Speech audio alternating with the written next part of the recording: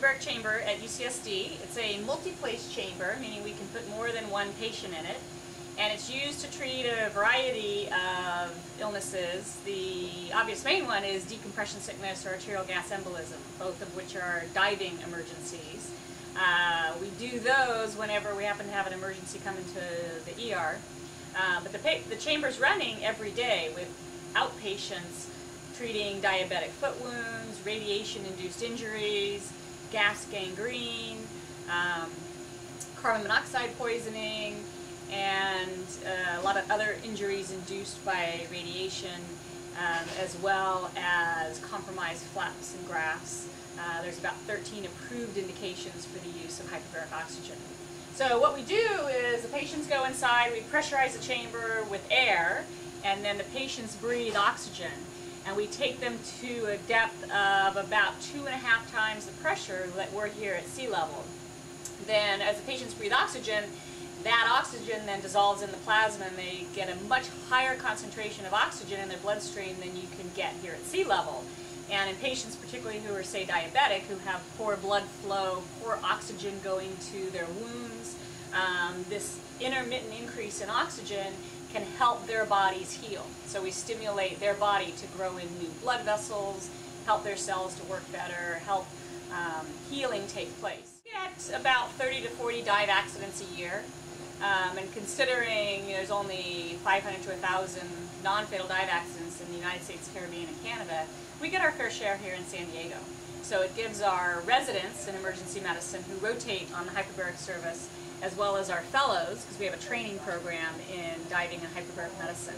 It gives them a lot of really good experience in seeing patients and seeing firsthand what the bends or decompression sickness looks like, or arterial gas embolism. You can find references to treating people with pressure going all the way back to like the 1600s. Of course, they didn't use oxygen back then; they didn't know what it was. And it wasn't until more research was done in the 1800s and early 1900s, some of that by the Navy, and developing the diving tables that we still use today. But real hyperbaric medicine began in about the 1950s and 60s with some famous research, and kind of took off from there. The field continues to grow, and there's a huge potential for more research in hyperbaric medicine, as well as diving medicine. There's still a lot more that we need to know and understand about it.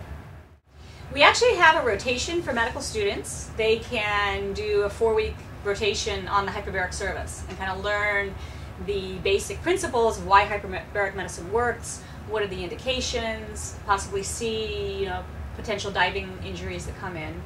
And then our residents, this is very unique in our residency program at UCSD, the residents actually do a month rotation on the hyperbaric service as well. So they, again, learn all the indications, because many of the things that we treat in the chamber are actually true emergencies. So someone comes in with carbon monoxide poisoning, gas gangrene, any of the diving injuries, an emergency physician is going to see those in the emergency room, and so they need to be able to recognize them and know that hyperbaric oxygen is something that could be useful, and be able to refer the patient for that if necessary.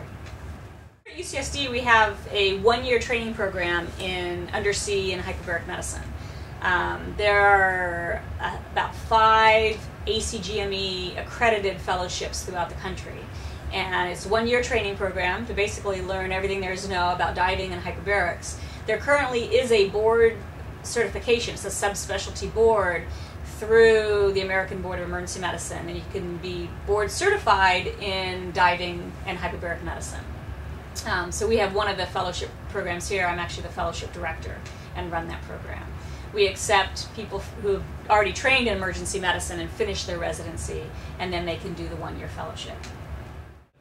So a number of them have stayed here at UCSD and joined our faculty. A couple have gone to other places to be on faculty, and then a handful of our graduates have gone out in private practice and do a combination of private practice emergency medicine and then working at a hyperbaric facility, often associated with the hospital where they're working at, just not an academic center. Being in emergency medicine, and particularly being at an academic center that does research in diving and hyperbaric medicine, and being able to become a specialist in that field has opened up a lot of doors. So I get invited to speak kind of all over the world on diving medicine. And usually they're in really nice places, like in the Caribbean, to go diving, or the South Pacific, to lecture and dive at a diving medicine course. That's some of the benefits about that kind of specialty. And last October, because again of my interest in diving medicine and research, I was invited to go with the Smithsonian to Antarctica and go dive under the ice to test regulators, which was an incredibly rewarding experience.